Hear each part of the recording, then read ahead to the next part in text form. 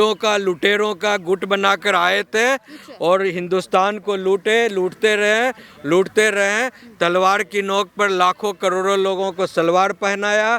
और जो नहीं पहने उनको अभी भी पहनाने की कोशिश हो रही है। मदरसों के द्वारा वही हो रहा है। योगी आदित्यनाथ कर रहे हैं कि इनकी जो प्रवृत्ति है, इनकी जो संस्कृति है, इनकी जो सोच है, इनकी समझ है, वो बाबरिस्तान, जैसे उसने कहा, बाबरिस्तान वाली है। आज जो ये बाबर की औलाद कहे हैं, तो लूट कर आए और लूट कर ले गए ना। जो गलत संस्कार से गवर्न है, बचपन से जिसको गलत करने का सिखाया जाता है कि हिंदुस्तान में सब चीज़ को लूटना है, खाना है, पटोरना है। ये जो हिंदुस्तान में हिंदुओं की चीज़ बनी हुई है, तुम्हारे लूटने के लिए, ऐशो आराम के लिए, मौज करने के लिए बनी। यहाँ हिंदुओं की औरत को लूटो, हिंदुओं की संपत्ति को लूटो, यही तो हुआ। तब तो पाकिस्तान बना। डीएनए तो अगर उनका एक्चुअल बायोलॉजिकल डीएनए टेस्ट किया जाए तो सारे हिंदू निकलेंगे, उनके पूर्वज। क्या कहेंगे आप, जिस तरह से संभल में 2 मंदिर मिले हैं और काशी में भी एक मंदिर मिला है, इसको लेके जो सियासत है उसमें भी काफ़ी गर्माहट आ गई है, क्योंकि यहाँ पे जो मंदिर है वो 1978 की हिंसा के बाद मिले हैं। 46 साल हो गए हैं लगभग 2 मंदिरों को। 46 साल 1978 में संभल में देश का सबसे, वहाँ टोटल जो है अभी तक 84 हिंसा हो चुके हैं। ठीक है ना।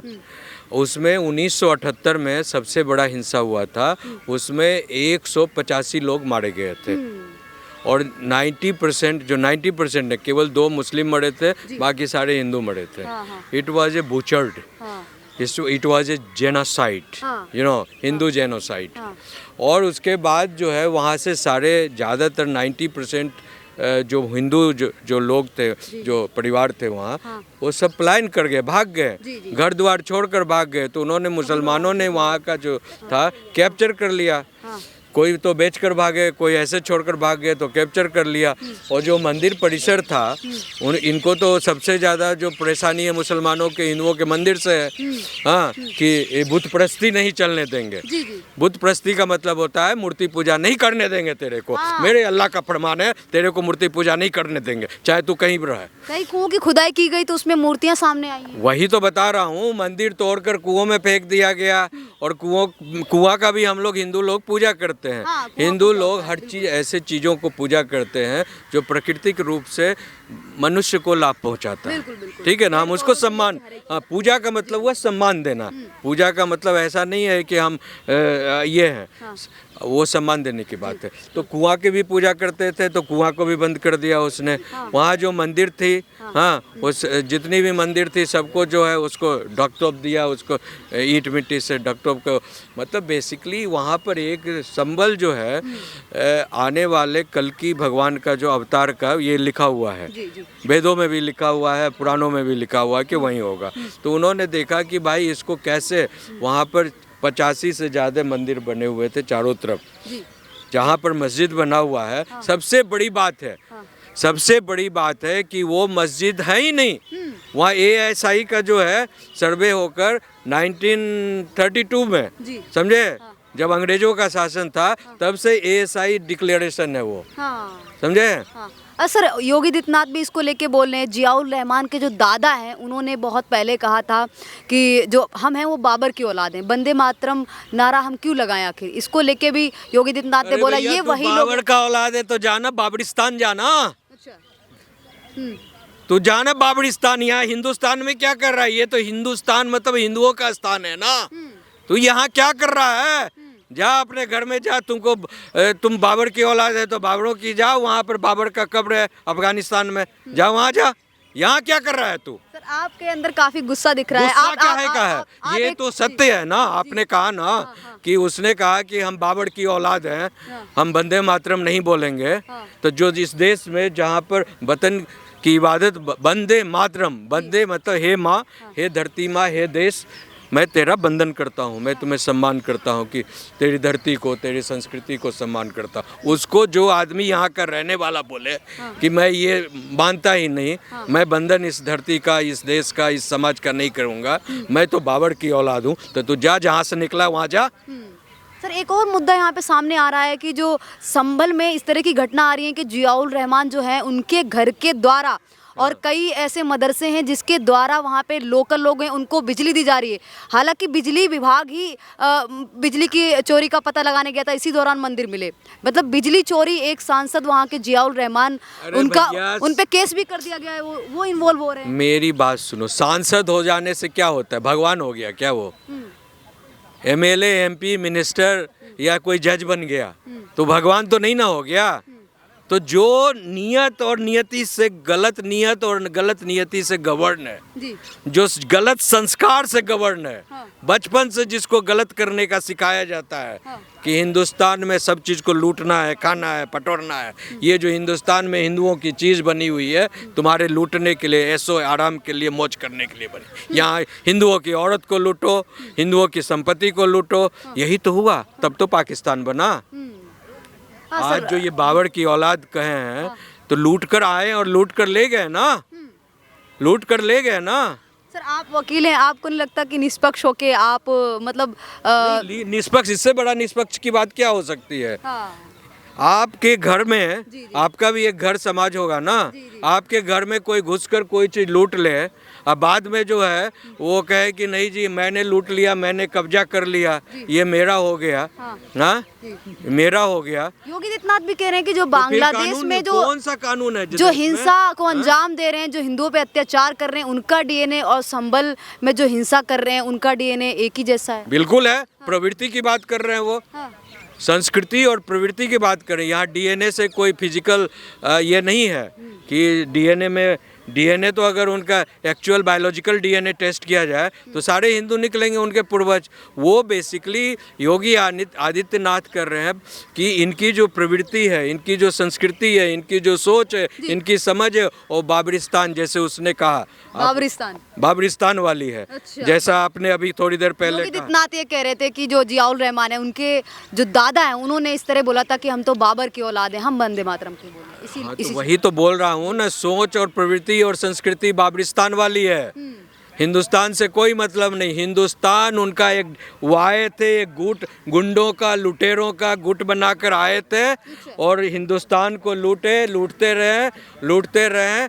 तलवार की नोक पर लाखों करोड़ों लोगों को सलवार पहनाया, और जो नहीं पहने उनको अभी भी पहनाने की कोशिश हो रही है। मदरसों के द्वारा वही हो रहा है, रोज आतंकवादी पैदा हो रहे हैं उनसे। हाँ सर, जो ये भी एक चीज़ सामने आ रही है कि लगातार जो मंदिर मिल रहे हैं, इसी बीच काशी में भी एक मंदिर मिला है। वहाँ के जो कई जो बहुल्य मुस्लिम थे, उन्होंने खुद जाके शिकायत दर्ज की, यहाँ पे सालों पुराना मंदिर है, उसको लेके बोला है। तो आपको नहीं लग रहा कहीं ना कहीं ये भाईचारा भी दिखाने की कोशिश की जा रही है, एक तरफ से भाईचारा निभाने की कोशिश की जा रही है, क्योंकि वहाँ का जो हिंदू बहुल्य समाज है उसने खुद जाके बताया कि मंदिर है यहाँ? नहीं, तो जो सत्य है उसको कितना दिन छिपा सकते हैं आप? मैं ये नहीं कह रहा हूँ कि सारे मुस्लिम गलत हैं। कई ऐसे मुस्लिम भाई ऐसे हैं, मेरे तो हजारों दोस्त हैं मुस्लिम। हाँ, मेरे दोस्त हैं, हम लोग साथ में खाते भी हैं, साथ में घूमते भी हैं। वो सब जानता है कि सर जो है गलत आदमी नहीं है, सही बात बोलते हैं, और मेरे बात का वो समर्थन करते हैं। जो गलत है। मैं आपको एक अच्छी बात बताना चाहता हूँ, हर सभ्यता में, संस्कृति में गलती होती है, समझे ना? गलती होती है, और गलती होने के कारण जो है उसका रिकन्सिलिएशन भी होता है। जैसे अफ्रीका में, साउथ अफ्रीका में बहुत बड़े पैमाने पर अंग्रेजों ने, ब्रिटिशर्स ने, लोगों ने लूटपाट मचाया था। हाँ, वहाँ की पूरी जो सभ्यता संस्कृति तो बिगाड़ा ही बिगाड़ा, और धन संपत्ति को भी लूटा था। जब नेल्सन मंडेला आए, और नेल्सन मंडेला आने के बाद जब आंदोलन उन्होंने चलाया, रंगभेद का आंदोलन, जिसको एपार्थेड कहते हैं इंग्लिश में, तो उसके बाद जो एक कमीशन बना, एक आयोग बना, क्या? Truth reconciliation commission. सर, ये भी सवाल है, तो उसी तरह जो है ट्रूथ रिकन्सिलिएशन कमीशन के उसी तरह जो भारत में जो बर्बादियां हुई है, जो यहाँ पर जो पुराने लुटेरे आए और जो पुराने शासकों ने यहाँ जो लूटा कूटा बर्बाद किया, मंदिरों को या संस्कृति को, घर समाज, और तो जो बर्बादी किया है उसका एक यहाँ पर कमीशन बनना चाहिए कि उसको वापस कैसे किया जाए, जो गलत हो गया है उसको सुधारा कैसे जाए। जैसे अफ्रीका में रिकन्सिलिएशन ट्रूथ रिकन्सिलिएशन कमीशन बना, उसी तरह भारत में एक कमीशन बनना, आयोग बनना चाहिए पुराने गलतियों को सुधारने का। इसी बीच में एक अलग ही एजेंडा देखिए, चला है, जिसमें लेकिन पहले मेरी बात सुन लो। लेकिन कांग्रेस सरकार ने क्या किया, उसने ट्रूथ रिकंसिलिएशन कमीशन बनाने के बजाय उसने उल्टा जो है हिंदुओं को और बर्बाद करने के लिए और लूटने के लिए और टॉर्चर करने के लिए उसने क्या किया, रिलीजियस ऑफ वर्शिप एक्ट 1991 लाया। उसके बाद उसको ने वक्फ बोर्ड ले आया 95 में, उसको इतना पावर एम्पावरमेंट कर दिया, इतना पावर दे दिया, बेस्ट कर दिया पावर इस कानून को कि कोई भी आदमी कहीं भी एक अगर वो वक्फ बोर्ड अगर एक नोटिस चिपका दे रख दे, ये कहे कि सुप्रीम कोर्ट मेरा है, अब लड़ते रहिए, कहीं पर आप अपील भी नहीं कर सकते, उनके बोर्ड में जाइए। हाँ, तो सोशल मीडिया के ज़माने में एक नया प्रचलन है, वो प्रियंका गांधी लेके आ रही हैं। पहले हैं जो नेता है वो सभा किया करते थे, पदयात्रा किया करते थे और जाके जो पब्लिक है उससे मुलाकात करते थे और पब्लिक के साथ में मिलके कोई भी पदयात्रा करते थे। अब एक नया प्रचलन लेके आ रही है प्रियंका गांधी, वो है बैग पे अलग अलग तरीके से, जिस तरह से फिलिस्तीन लिखवाया, अब जो बांग्लादेश में हिंदुओं के साथ हो रहा है उसको हिंसा को लेके बोल रहे हैं कि उनके साथ खड़े हो। ये कांग्रेसी जीव जंतु जो है ना, वो कांग्रेसी जीव जंतु बेसिकली उनका मेन जो एजेंडा है कि भारत को टुकड़े टुकड़े तोड़ो, पूरा इंडिया अलायंस का ये है और खासकर कांग्रेस का एजेंडा यही है कि भारत को टुकड़े टुकड़े तोड़ो और आधे को मुस्लिम राज्य बना दो और आधे भारत को क्रिश्चियन राज्य बना दो, समझे ना। और तो फिलिस्तीन उनका एजेंडा है, भारत में जो यहाँ टॉर्चर हो रहा है, यहाँ प्रॉब्लम हो रहा है, वो उनको नहीं देख रहा है। हाँ, इतने मंदिरों को तोड़कर मस्जिद में ज़बरदस्ती कन्वर्ट कर दिया, वो नहीं दिख रहा है। यहाँ पर जो लोगों की समस्या है वो उनको नहीं दिख रहा है। वो एक ठो ऐसे ऐसे लेकर उनका भाई और वो मोबाइल ये दिखाते रहेंगे कि ये देखो संविधान। अरे सबसे ज़्यादा संविधान का अपमान और जो किया किसने किया है, कांग्रेस के अलावा भी किया है। 129 बार उन्होंने अमेंडमेंट किया, ज़बरदस्ती इमरजेंसी लगाया, सारा चीज़ तो उसने, मतलब नेहरू ने ये प्रधानमंत्री बनना था उनको, संविधान के जो सरदार वल्लभ भाई पटेल, हाँ, कांग्रेस कमेटी की जो 12 वोट उनको मिले और ज़बरदस्ती जो है गांधी पर प्रेशर डालकर नेहरू बन गया प्रधानमंत्री। How come he it's possible, जब आपको एक वोट ही नहीं था तो। हाँ, इसी तरह पूरे देश को अपने अनुसार नचाना, तबाही करना, तंग करना, हिंदुओं के खिलाफ जो है जितने भी कानून लाना ताकि इसका अस्तित्व ही खत्म हो जाए और क्रिश्चियनों का यहाँ राज्य हो जाए, मुसलमानों इस्लामिक राज्य हो जाए भारत में, टुकड़े टुकड़े।